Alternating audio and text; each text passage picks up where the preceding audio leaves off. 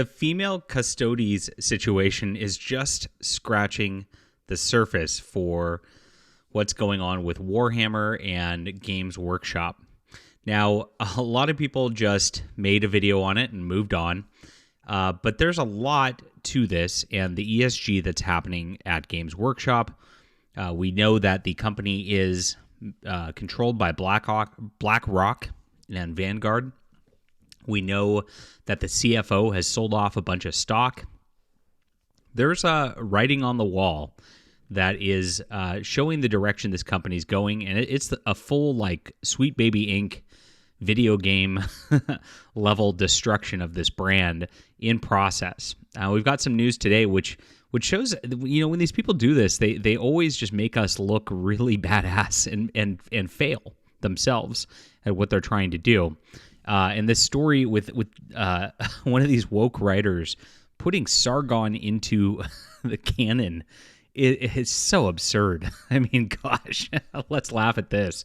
I've had this done to me before. Dynamite Comics actually wrote an alien language, and I put that in quotes, where they once you turn the page upside down, it was some guy's rant about me, and it had my full name in it. And so it's an honor to be put into these books by these crazy people, and then you're immortalized, right? It's just funny.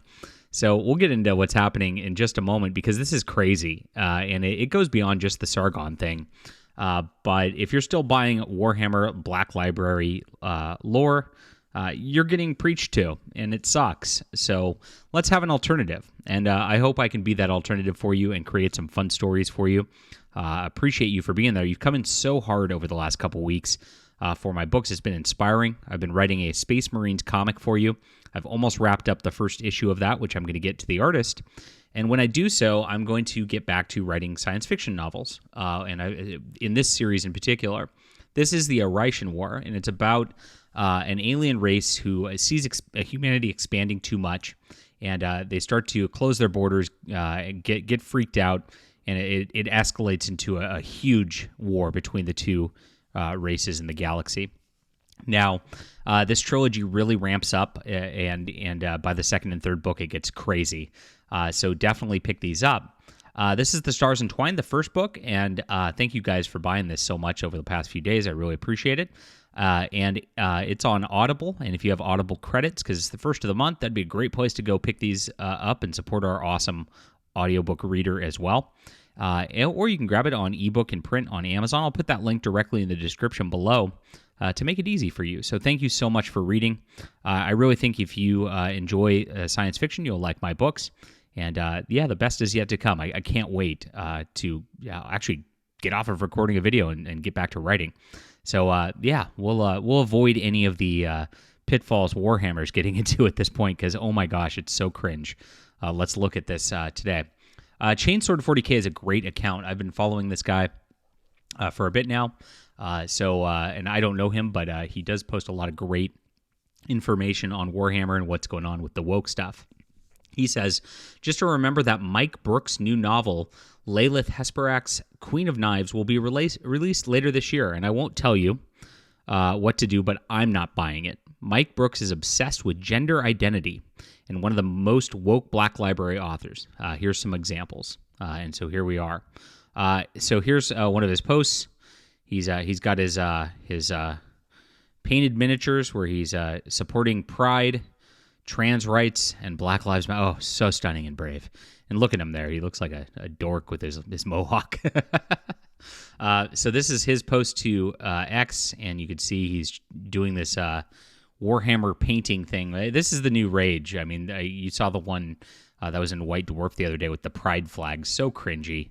And it's just as cringy here. So this is just a little analysis of his work here. Black Library author who needs to insert real-life politics and a woke agenda into every piece of fiction he makes.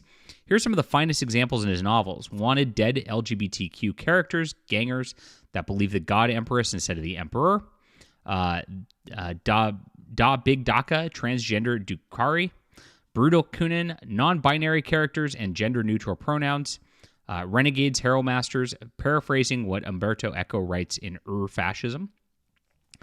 Road to Redemption, writing a villain known as Sargon Akkad, which is what we're going to get into. An obvious jab at Sargon of Akkad, Carl Benjamin from Gamergate days. Lots of try-hard allegories of real-life politics. I always see these kind of things in fiction, and I've, not only has I had that Dynamite deal, but I've seen other people put my name into things like that too in their indie fiction when they don't like me and they're gritting their teeth about me. It's, it just makes you cool. Like I try only to put my friends and people I like, some of my better customers into the books, because like I don't want to give these people headspace, and I don't want them in my novels.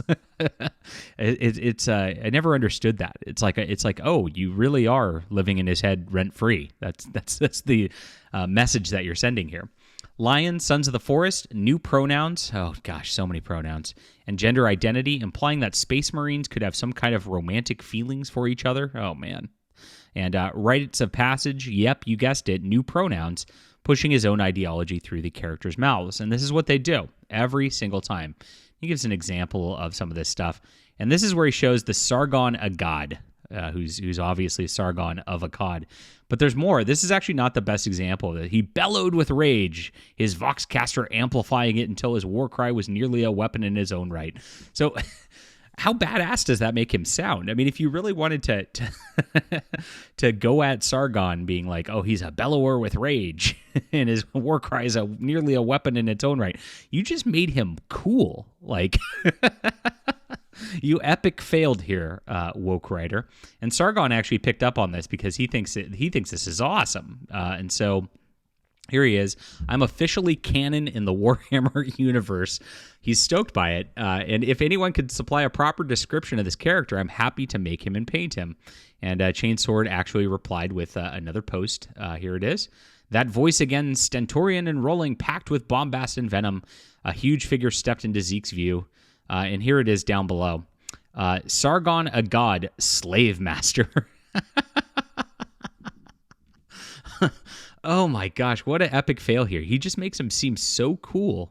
And then he has his character Zeke shoot him, of course, because, these people who are anti-gun and anti everything literally just can't help themselves when this kind of thing happens. They just have to push this sort of agenda here.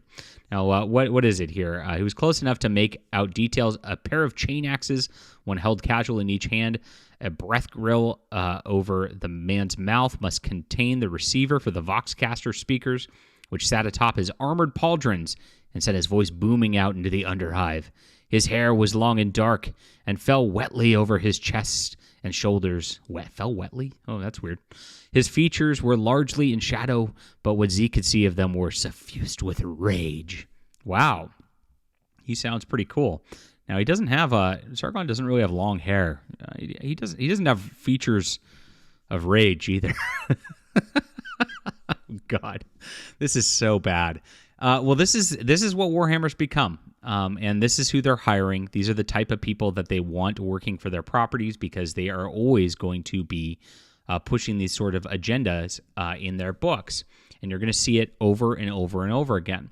And the only people that are going to get hired now are going to be people like Mike Brooks, and then people who are hired for their diversity. So they're going to grab some transgender writers or something like that.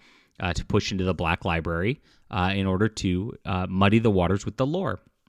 And this is why we have the female custodians at this point, and this is why everything's going to crap within Games Workshop, because these guys can't write good fiction.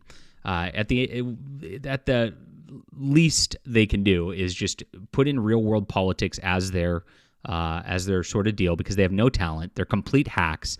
All they care about is their politics. All they think about is their politics. So they can't sit there and imagine epic, sweeping sci-fi worlds anymore because they just don't have that kind of imagination. It's really comes down to it simple. There's no sense of wonder to their lives because they're too busy looking at themselves and hating themselves, and they want you to hate yourself too.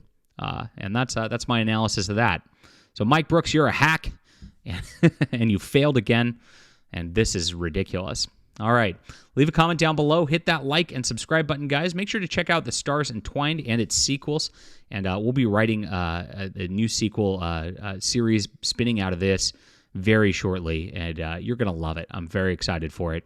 Thank you guys so much again for reading. I really respect you as customers. And I want to push forward into work that's going to make you happy in the future because you're what matters. Leave a comment down below. Hit like and subscribe. I think I already said that. All right. I'll fix it and edit.